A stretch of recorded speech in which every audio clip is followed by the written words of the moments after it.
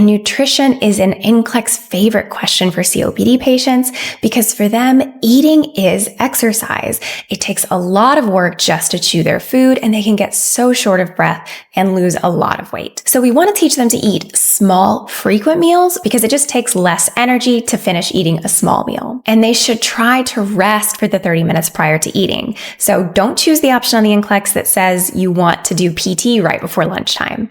They need to rest before eating and before meals. Try to use their bronchodilator and switch to a nasal cannula if they can, just because it's easier to eat than when they're wearing a mask. And then food selection is also really important. Obviously, if they only have energy to eat a little bit of food, we want them to choose the highest protein, highest calorie foods they can get. So they should go all in with butter, mayonnaise, peanut butter, and foods that are going to be really calorie dense. But don't choose things that require too much chewing. So they should be on a soft diet so they can get easy to chew foods and they don't wear out.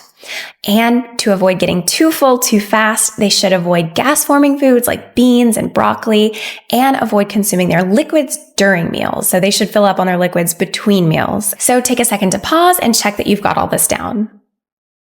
All right, first, what is the goal of pulse oximetry for oxygen therapy in these clients with COPD?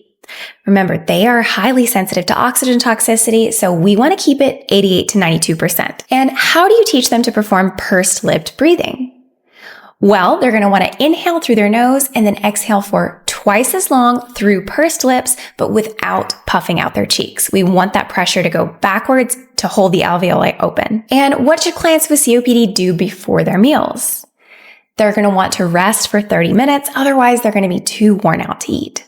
And finally, what foods should they eat? They should eat high protein, high calorie foods that are soft and easy to chew so they can get the most nutrition with the least amount of effort.